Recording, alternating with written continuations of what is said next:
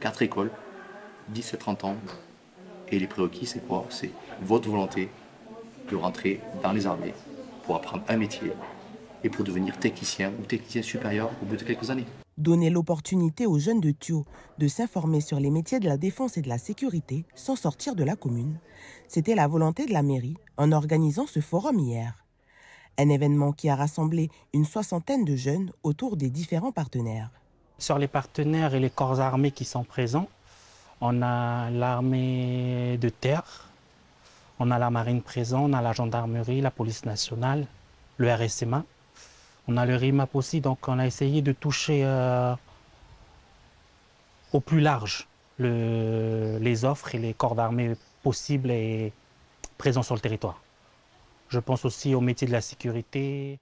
Vous tirez un sujet au sort et puis le jury vous met en situation d'agent de sécurité. Il y a des métiers qui m'intéressent, comme la sécurité, puis la police. Il y a beaucoup de formations à passer. Beaucoup de formations et puis que qui recharge beaucoup à cause des émeutes et puis tout ce qui s'est passé là sur nous-mêmes. Voilà, du coup, on dirait qu'il recharge beaucoup de personnes pour entrer et puis qui étaient bien payés. Ce qui m'a intéressé, c'est l'armée de terre. Parce que ça fait. Ça m'aide à faire de tout, découvrir autre chose. Et puis voilà. Tu serais prête à t'engager, toi, dans l'armée de terre? Oui, juste dans 2 ans, pour que j'ai mon bac d'abord.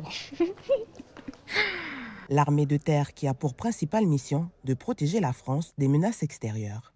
À l'occasion de ce carrefour des métiers, le RIMAP, Régiment d'infanterie de marine du Pacifique, a présenté une sélection de matériel utilisé lors de ces missions. Notre fusil, le HK416, voilà, qui remplace le FAMAS depuis quelques années. Notre arme de poing ici, le Glock 17, voilà, le même que j'ai à ma ceinture ici.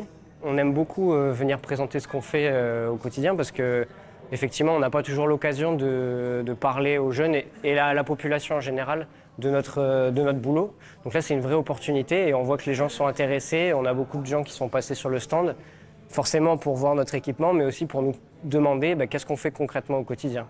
Et c'est un petit peu le seul moment où on a l'opportunité de le faire, donc on saisit notre chance.